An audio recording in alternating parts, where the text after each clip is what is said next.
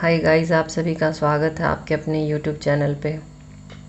मिट्टी के डिस्ट्रीब्यूशन की श्रृंखला में पिछले वीडियो में हम लोगों ने 3 मिट्टी के बारे में देखा था, जिसमें काली मिट्टी, जिसे कॉटन सॉइल और रेगुड़ मिट्टी भी कहा जाता है, इसके बारे में हमने पढ़ा। लाल मिट्टी के बारे में पढ़ा।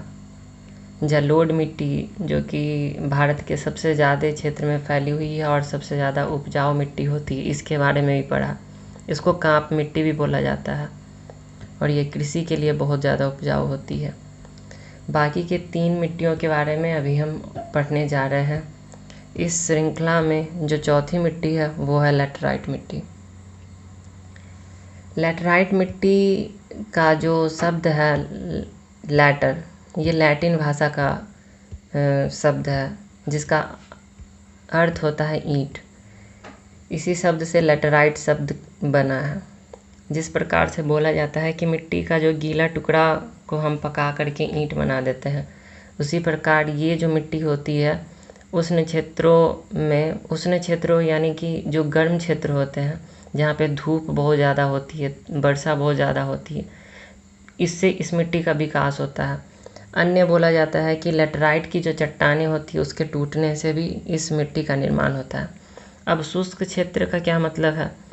तो जैसा कि हम देख रहे हैं कि ये जो लैटराइट मिट्टी है, मुख्य रूप से ये जो पश्चिमी तटीय जो मैदानी भाग है भारत का, उस क्षेत्रों में लैटराइट मिट्टी अधिक मात्रा में पाई जाती है। ये क्या है कि लैटराइट मिट्टी के मुख्य रूप से कर्क रेखा से विषुवत रेखा के बीच वाले क्षेत्रों में, कर्क रेखा से लेके मकर रेखा तक, विषुवत रेखा से 23.5 डिग्री ऊपर और 23.5 डिग्री नीचे, अर्थात कर्क और मकर रेखा के बीच वाले क्षेत्रों में इस प्रकार की मिट्टी बहुत ही अधिक मात्रा में पाई जाती है। विषुवत रेखा के नज़दीकी होने के कारण इन क्षेत्रों में गर्मी बहुत ज़्यादा पड़ती है। जैसा कि हम जानते हैं कि इक्वेटर के आसपास के क्षेत्रों पे सूर्य की किरणें लंबवत पड़ती है, गर्मी अधिक होती है, वाष्पोत्सर्जन भी अधिक होता है, वर्षा भी बहुत होती है। इस प्रकार से इस मिट्टी का निर्माण होता है। इस मिट्टी का विस्तार के बारे में लगभग कहा है कि भारत में लगभग 1.3 करोड़ हेक्टेयर में यह मिट्टी फैला हुआ है। इस मिट्टी में आयरन और एल्युमिनियम और चूना, इसकी मात्रा अधिक होती है। इस मिट्टी का रंग है जो काला हो जाता है जब इस पे हम पानी डालते हैं कभी भी, तो इस मिट्टी का कलर काला हो जाता है।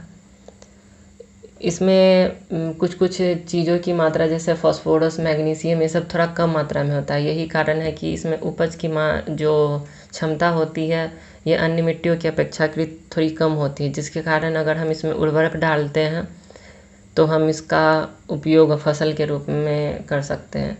ऐसे इन मिट्टियों में रागी और गन्ने का फसल अधिक मात्रा में होता है। यह मिट्टी हमको मिलेगा कौन सा क्षेत्रों में?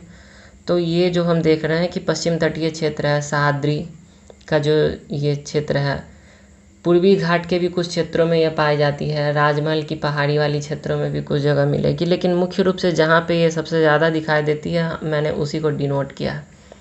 हालांकि इस क्षेत्रों में भी थोड़ा सा, जैसे ये जलोढ़ मिट्टी का क्षेत्र है, लेकिन यहाँ पे थोड़ा सा कुछ जगह पे मिल जाएगा। उड़ीसा का ये वाला जो पार्ट है, ये सब जो देख रहे हैं, ये सब जगह पे भी आपको ये मिट्टी मिल जाएगी।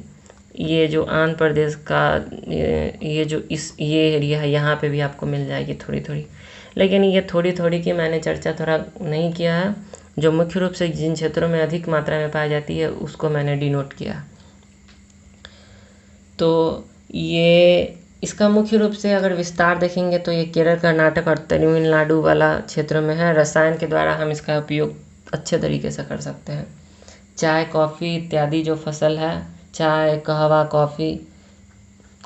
कॉफ़ी दोनों एक ही हुआ, इसका फसल यहाँ पे हम कर सकते हैं। और इसका काला कलर क्यों हो जाता है? लॉक साइड के कारण यह जंग के रूप लिए रहती है। अगर हम पानी डालते हैं तो इसमें काला कलर का यह हो जाता है।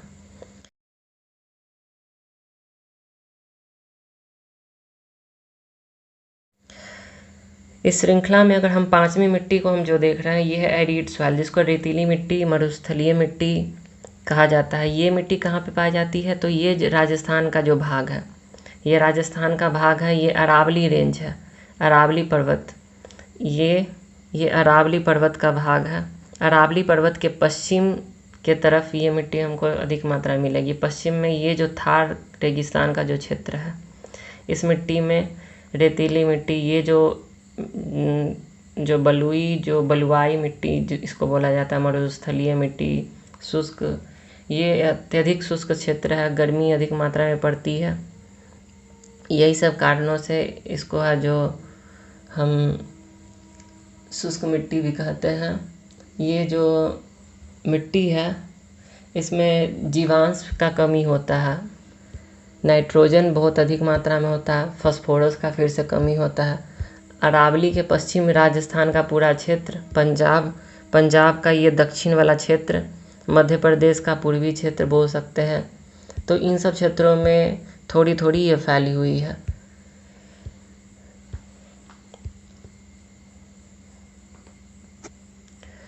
तेज धूप इस जगह पे बहुत अधिक पड़ती है, तो तेज धूप कर्क रेखा के, क्योंकि ये बहुत पास है, गुजरात के एरिया से ही कर्क रेखा गुजरती है, गुजरात राजस्थान के भी कुछ क्षेत्रों से होती हुई कर्क रेखा आगे की तरफ बढ़ती है।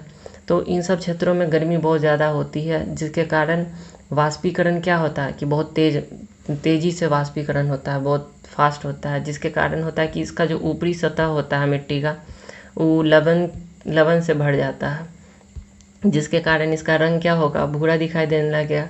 और इसमें अगर हम उत्पादन तभी कर पाएंगे जब हम इसमें ज़्यादा पानी देंगे। जैसा कि हम लोगों ने मिट्टी के टाइप में 3 जो टाइप है इसका, चिकनी मिट्टी, दोमट मिट्टी और बलुआई मिट्टी, तो हमने क्या पढ़ा था कि जो चिकनी मिट्टी क्या है कि चिकनी मिट्टी में कण आपस में ज़्यादा जुड़े होते हैं, तो हम पानी डालते हैं तो ऊपर में ही छल जाता है, एकदम चिपचिपा जैसा ऊपर में ही दिखाई देते रहता है इसका पानी। और बलुआई मिट्टी में क्या होता है कि इसका कण बहुत ज़्यादा मतलब दूर दूर हटा हुआ होता है, जिसमें पानी डालते हैं तो वो मतलब वाटर टेबल में चला जाता है, वो मिट्टी सोखता ही नहीं है पानी को, तो उस जगह पे भी पौधा नहीं रोपा जा सकता।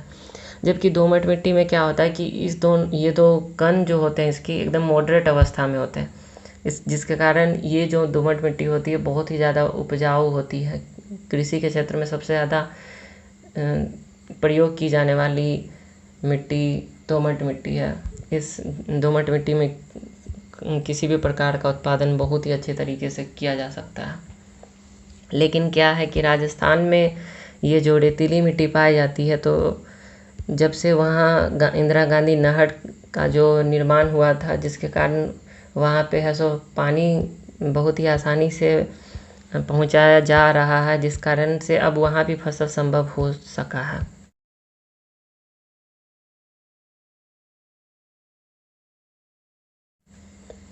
श्रृंखला में जो हमारी अंतिम मिट्टी है, जिसको पहाड़ी या वन मिट्टी कहते हैं, इसके बारे में भी हम चर्चा करेंगे। तो वन मिट्टी किन क्षेत्रों में पाई जाएगी? जम्मू कश्मीर का ये जो क्षेत्र देख रहे हैं, ये जम्मू कश्मीर हो गया, ही उत्तराखंड का क्षेत्र हो गया, ये हिमाचल का क्षेत्र हो गया, सिक्किम का ये क्षेत्र हो गया, ये आपका भूटान का भी कुछ क्षेत्र इंक्लूड हो जाता है। ये सब क्षेत्रों में क्या होगा कि पहाड़ी मिट्टी पाया जाएगा।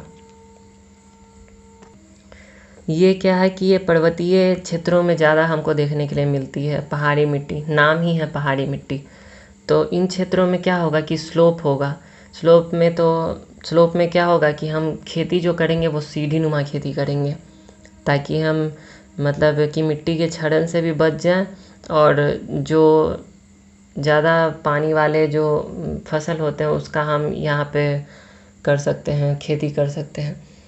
जैविक पदार्थ इसमें बहुत अधिक मात्रा में होता है, लेकिन है जो इसमें क्या होगा कि पोटास और फास्फोरस और CO चूना की कमी होगी, जिसके कारण अगर हमको किसी भी प्रकार का अगर इसमें खेती करना पड़ता है तो इसमें हमको उर्वरक का मात्रा अधिक मात्रा में देना होगा, तभी हम खेती इसमें संभव हो पाएगा। ये जो है कर्नाटक, तमिलनाडु, केरल और मणिपुर में चाय, कॉफ़ी, मसाला, ये जो क्या है कि उष्णकटिबंधीय फलों का उत्पादन इस मिट्टी में किया जाता है।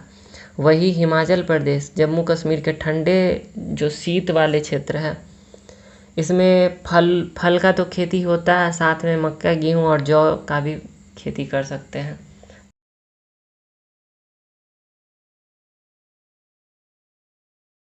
क्या करेंगे, इस वीडियो को 1 से 2 बार आप देखेंगे ताकि आपको रटना नहीं पड़े और आपको याद भी हो जाए। और कोशिश करिए कि मैप के थ्रू इस मिट्टी को, जो इसका प्रसार क्षेत्र है, उसको समझने की कोशिश कीजिए ताकि ये आपके दिमाग में पूरी तरह से उतर जाए।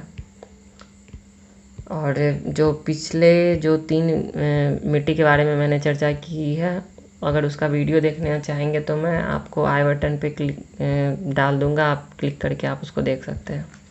Thank you.